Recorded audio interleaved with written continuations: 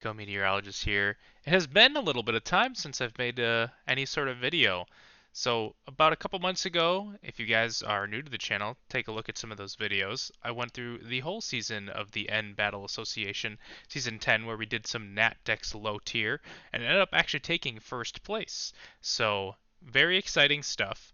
And after those finals, we basically decided, hey, look, the next time we should be able to play, this new Pokemon Champions is going to come out. There's these new Megas that have been leaked. It looks really cool. Some people are thinking about abilities and whatnot. So we're like, let's just hold off Pokemon days and basically a week at this point, and we'll get an announcement. So we get the announcement. It's coming out early April. Sweet. All right, we can wait a little bit longer. Champions comes around, and obviously, if you're in singles draft, overall pretty disappointed. I don't know about VGC players, I'm not one of them, but the lack of items, the lack of amount of Pokemon, half the new megas that they are teasing and were in like ZA and stuff like that just weren't even in champions yet. Overall just seemed really unfinished for at least competitive standpoint. So we were all itching to play, and we decided, hey, look, let's try a format with megas. They're not going to be brand new, but we realized we never really did a big NatDex OU tier. We've done Ubers before, and have been able to see some of these before, or some of these Mega Pokemon before, but this is the first time without these absolutely broken legendaries. So my plan here today in this video is to talk just about my team. I'll have an couple of actually upcoming videos of me doing a power rankings of all 10 of the teams. In my opinion, I've actually talked to very little people about their thoughts of other teams, so going to be completely just based off of my thoughts, which should be really fun to watch. But then also, we're going to have some special guests of a different Pokemon League, and we're going to be getting some outsiders' perspectives on what they think of our draft board and our teams and things like that, which I think is going to be also really fresh and kind of something new and fun to talk about. So, P.S. These guys have body press banned. Crazy.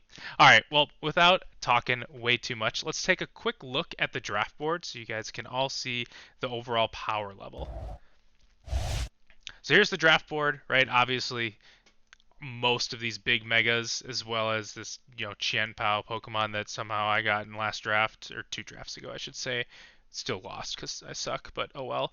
And then here's the top tier of the board, right? You can see some notable Mega Alakazam, Iron Valiant, Zamazenta. Those were what we felt were kind of those top tier Pokemon. Otherwise, we've got, Latias Megas. Both of them are in here. Diancie and Gallade kind of went undrafted. So just overall kind of seeing that power level. We had 10 teams and as well as 110 points. So it might look a little odd that to see a whole bunch of these top tier Pokemon still going undrafted. It's just the amount of total points that we kind of had to play with. And I think a lot of teams went really heavy on these higher level or these higher points Pokemon. So but other than that, we had 110 points. This is the first time we're actually doing transactions in the league, so that's going to be relatively new. We're going to be able to make 4 transactions throughout the entire season, and they're also going to process right away, which is definitely unique. I'm not the greatest fan for them, especially because we have like a 2.5 day waiver period where I won't really know for sure which team I'm playing against until Wednesday, or technically Tuesday at 11:59 p.m. The other league I was part of and some things that I've seen, it doesn't really matter, but we'll have waivers. That's going to be cool. And I'm trying to think of what else. Otherwise, relatively normal. Your Mega Pokemon has to carry their Mega Stone. I think that's a big thing as well. So it's not like if you take, Mega Tyranitar, you can run them without that Mega Stone. So we actually saw 0 people draft 2 Megas. You were allowed to, but since you're kind of item locked, it was really get a top tier Mega that's like good with having a Mega Stone, compared to maybe some of the flexibility of if you had like a Mega Garchomp, but then wanted to make sure you could run like a Rocky Helmet 1 week or something like that. So we took those points into account where you can kind of see that I believe Mega Garchomp is quite a bit lower than regular Garchomp here at 17, right? So, but other than that, let's get right into my team. I'm going to go one by one in the order that I drafted them. I ended up getting the second pick overall, and I knew who the first person was going to take. So I was okay with staying in my spot. Since I won last league, I was able to pick my order for this upcoming draft. I was really hoping to do it for a new Mega Pokemon, But unfortunately, didn't get to happen. So I was just like, you know what? I'll just stick with the number 2 spot. That's good with me because I got the Pokemon I wanted anyways, and that is going to be Mega Alakazam here. Yes, yes. So Mega Alakazam has been banned or this is the first time we've been able to draft him other than Uber's League. And in Uber's League, you know, like his speed tier and special attack obviously fantastic, but you know, you have these uber defensive Pokemon that can come in and actually take his hits and then be able to kill him back, right? So it wasn't really that great. However, in, you know, an OU tier, this guy's pretty scary, right? One of, if not the best speed tiers around, as well as, you know, just hitting like an absolute truck, right? There's really nothing else this guy's going to do other than click an expanding force, hint hint for my next pick here. Psyshock, Dazzling Gleam is great coverage for those dark types that are going to want to come in and, you know, take 0 damage from his normal psychic types. He has some couple other coverages like I believe Grass Knot, Focus Blast, some things like that. As well as, you know, he has Encore, Taunt. He even has Barrier and Teleport. I know, like, there's an Encore Barrier kind of set around where you can kind of set up and actually have decent bulk with, you know, getting rid of your terrible defenses, your regular defense at least, and be able to live a hit or two, as well as Nasty Plot. So if you ever get a Nasty Plot off, that likely is going to be game. And the speed tier, I should say again, is absolutely fantastic. You know, even Scarf Pokemon are not quite hitting this guy's speed tier. And these top end tiers, I forgot exactly which speed it was, but I think I outspeed as a mod if I run Modest on Alakazam, those base 125 at like Timid, things like that. So that's going to be really cool to kind of be able to greed for even more damage on this guy, depending the matchup, because we do have a couple of teams that have that a little bit slower. And if you're going to Scarf over to kill Alakazam, you know, you're going to already Scarf the Timid damage anyways, so, or the Timid speed, I should say. So excited to use this Pokemon. Obviously, super frail. Pursuit is in the game, so if you do have somebody that can come in and take a hit, you know, it's going to be, I'm going to die, right? Most of the times if I'm getting hit by a physical attack. So I really have to build around him. So without further ado, this is going to be that second pick. And that is going to be Tapu Lele. So actually going into the draft, I wanted Mega Alakazam and completely forgot about Psychic Terrain until one of my buddies, shout out Booty Flute, actually mentioned it to me. I was like, oh man, I should take this Pokemon here if it gets back to me. So if you guys don't know, Tapu Lele, they're going to be setting that terrain, giving me, you know, even more boosted special attack, or I guess, you know, psychic type moves are boosted even more. It also helps a lot with getting rid of priority, right? My team is going to be really fast, and the way to counter my fast and frail team is with priority. But if psychic terrain is out, not a lot you can do about that, right? And a little bit of a spoiler for the upcoming video, not a whole bunch of ice spinners, or what a steel roller I think is the other way you can get rid of terrain. Not a whole bunch of ways you can get rid of this psychic terrain. So it's going to be a lot of the times kind of staying out. So main items I'm going to be seeing are either like a terrain extender, boots are always good, and this thing also hits like an absolute truck. So unfortunately doesn't have expanding force itself. Oh darn, I guess I have to use psychic, which is already going to get a 1.5 boost anyways in psychic terrain, but as well as having some nice coverage in like Energy Ball and Thunderbolt and things like that. This thing can also, you know, Calm Mind Up, Draining Kiss, these types of sets. Everybody has Toxic, but overall it's not going to be way too unique on the sets, and it is here to set some terrain, maybe take a special hit or two, and do a whole bunch of damage in return as well. I'm now actually realizing my stats are wrong on this Pokemon. I'm sorry. It has less HP, more special attack, and higher special defense. But yeah. Third, you know, I had that wraparound since I was second pick, right? So I got to take this. I saw the wheel, and then I knew I wanted Sneasler, obviously, right? Who else better to have a terrain with than somebody who's going to be an unburdened sweeper? And this guy is the best to do it. These first 3 Pokemon, and actually all but one of the Pokemon, I've never used in draft before either, and I typically try to do that. I like to try new things, unlike one person in our league. But this guy is going to absolutely destroy, right?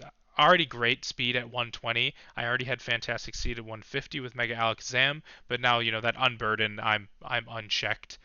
for the most part, right? It's going to be extremely, extremely hard unless you are faster than 120 and get off an agility or something like that to really outspeed me.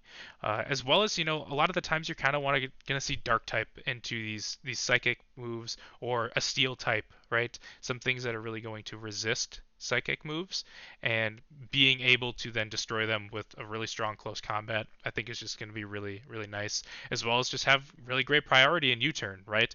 Most likely, whatever is there to check some of these other Pokemon, Sneasler's going to be able to check, so your other opponent's going to have to either swap or force to, lose out on a Pokemon. So having, momentum like U-turn is also going to be really important. A lot of the times this Pokemon is just going to be that physical breaker. So I already have two strong special attackers, great physical breaker, right? Rest of my team definitely needs to get pretty defensive to make sure I can support, these Pokemon as well. They're really going to appreciate additional chip damage, right? Just because a lot of the times, like, sometimes, right, it's a super effective move, you're going to be able to one-shot some things, but if not, like, you got to tank your Pokemon or it's neutral, right? You need some sort of chip damage. So the rest of my draft is kind of making sure that I got that figured out. So fourth round, we ended up getting Iron Treads. Absolutely no clue how this Pokemon is up. Great Tusk was only picked like 2 picks before it. I think people just didn't like them very much. I don't know, but to get a strong Steel type, another good speed tier as well in 106. My team is really fast. Getting over those base 100s and even some of those 105s is really nice, and a really good ability to basically cheat and get a choice scarf without having to only click one move. But overall, I feel like this is going to be a little bit more of a defensive piece, right? My Rapid Spinner, great stealth rocker, Stab Earthquake is really nice, and then Stab Ironhead has some relatively decent coverage. And one of the unique things about Treads is I also get Volt Switch, right? So another way to kind of pivot and get one of my other breakers in. So overall, a great piece. I think it's going to be a little bit more defensive throughout the season, but obviously it's got the stats to be able to be on the offensive as well. Fifth is going to be the one Pokemon I've used before, and honestly, my least favorite. That's going to be Mandibuzz. Mandibuzz is just going to be a really great defensive piece and pivot. I really wanted another thing to kind of resist those dark types, as well as, I didn't have much to take a psychic move myself, right? So if other people realize that, I'm going to be bringing psychic terrain, maybe I'll bring an expanding force, or maybe I'll bring a psychic type move, and so far, that even if I'm resisting, I'm still going to be taking a decent amount of damage. So having an immunity was kind of one thing that I wanted, as well as I had two things weak to ground. So I was like, let's get this levitate. This thing has U-turn. It's another way to get rid of, rocks and spikes with defog and things like that. So overall, I think it's just going to be a good pivot piece, as well as something that'll take a hit and be able to kind of get a slow momentum back. As well as, potentially even set up, or not set up, but, attack somebody who's clicking Swords Dance or bulk up with my foul play. Stab foul play is going to be nice overall. Pretty useless ability, not going to lie. Not sparking a whole bunch of joy, but I feel like something at the time that my team really needed was with this Mandibuzz pick. So after this, I really like all the Pokemon that I ended up getting. So, alrighty. So sixth, just trying to round up my team, get some more chip damage, right? With the Iron Treads and the Mandibuzz starting to get a little bit of chip damage, wanted some more defensive pieces.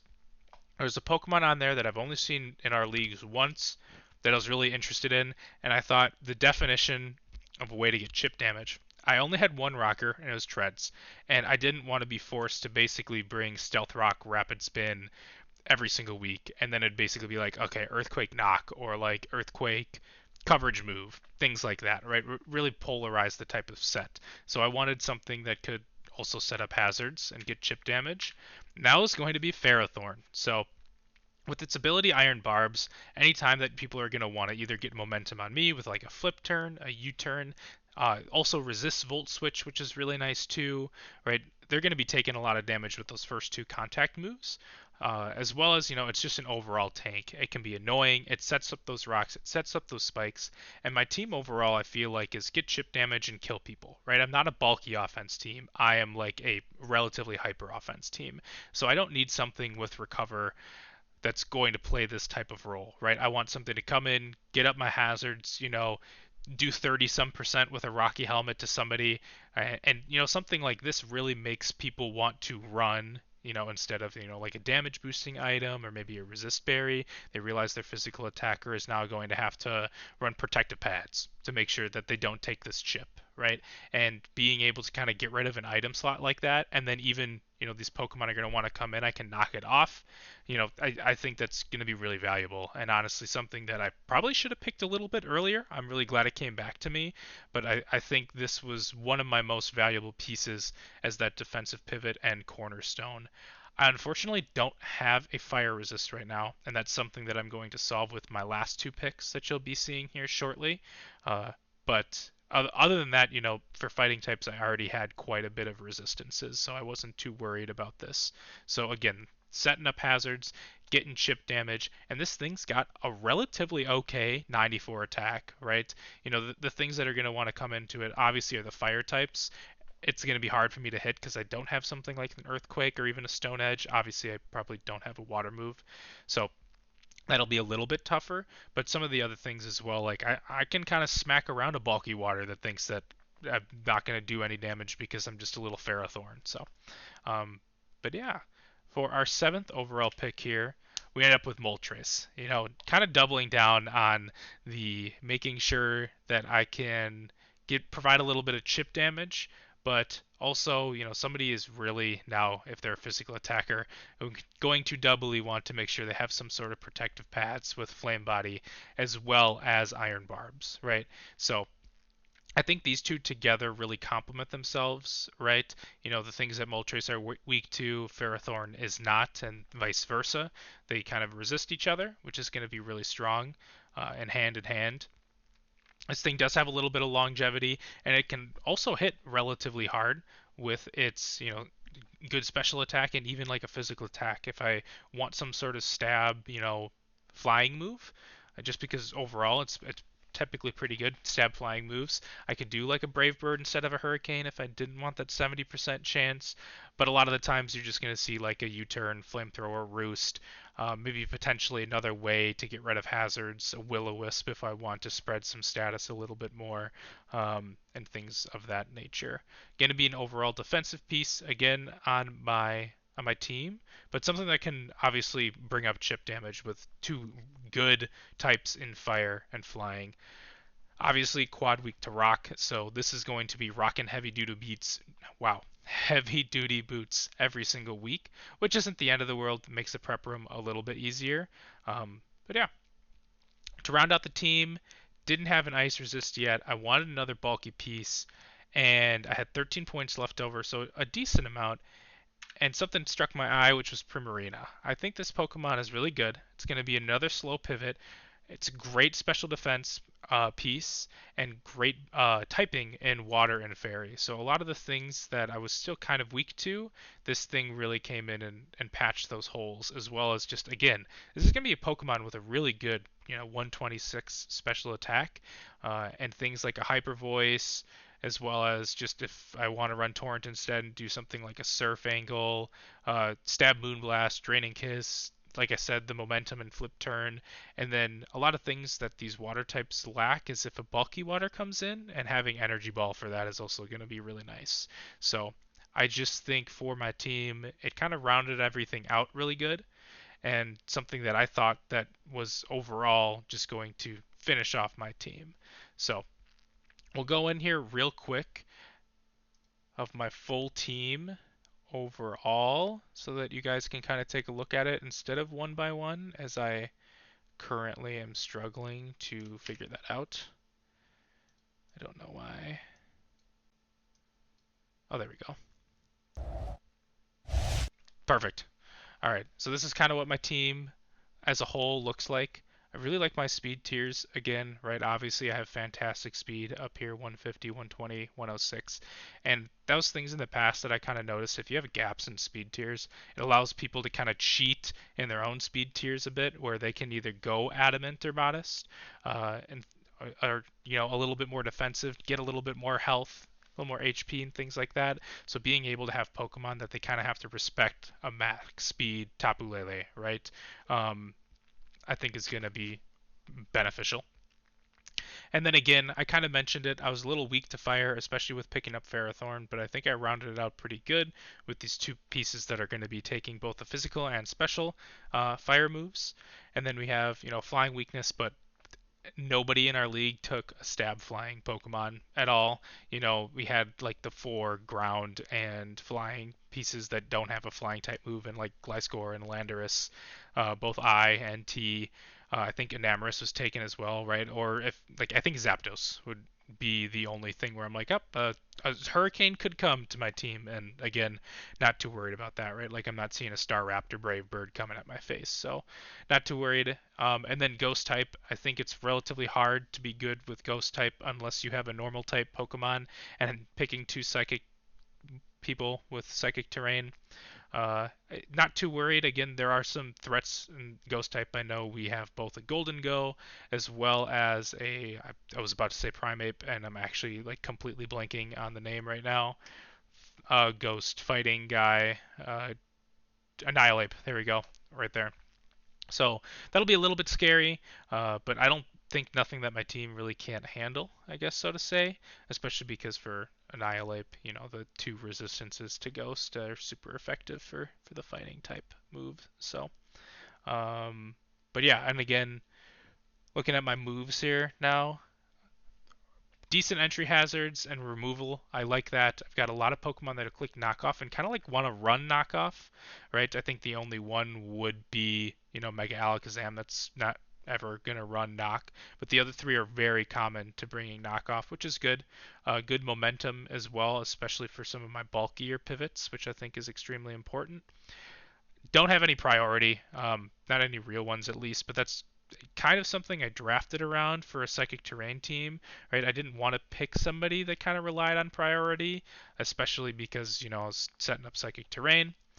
Decent screen support, right? I think getting rid of them, I only have the 1 Brick Breaker, but I do have 2 good defoggers, so that'll be a little bit tougher, I would say, but nothing too crazy. I think going relatively offensive with those first 3 picks and kind of knowing they don't have a whole bunch of things to support it, and also you'll actually see here nobody has Toxic on my team. It's a bug right now with whatever doc I'm using, no clue. Just assume every Pokemon has Toxic because that's what I do anyways. Um, but yeah, overall pretty good. I don't think there's like one area I'm super lacking. I thought the Ferrothorn was a really nice pickup because otherwise, if I only had those 1 rockers, then that's something that I always feel like I want to have at least 2 Pokemon I can rely on taking or bringing rocks, so it doesn't feel like one or the other. Like if I sacrifice it, so just matchup reliant. And then same thing with the hazard removal. I want to have at least 2 Pokemon that I am confident, like any sort of week, they can be relied on. So. But yeah, that's actually going to be it for today. I hope you enjoyed the team builder. Here's Primarina. Whoops. There we go. I hope you guys enjoyed the team builder. Again, I'll be probably making another video tomorrow and uploading it, talking about my thoughts on everybody's team. It's going to be spicy, especially right from the get-go. So definitely take a look when you see that drop tomorrow. As well as later in the week, we'll be doing a podcast with some of a different league that has a different perspective from everybody else that we've kind of been watching. So, as well as every Sunday, or at least shortly after Sunday, I'll be posting my own point of view of the videos. I don't know if I'll do a team builder or not. It's going to be a busy summer, but at least I'll try to make sure that I can record my point of view and post it on here. But thanks everybody for watching. I hope if I got anybody new, you stay and kind of watch the content and take a look at some of my old stuff. Pretty proud of the season that I just had, and for 95% of you that are End Battle Association players, I'll be seeing you out there.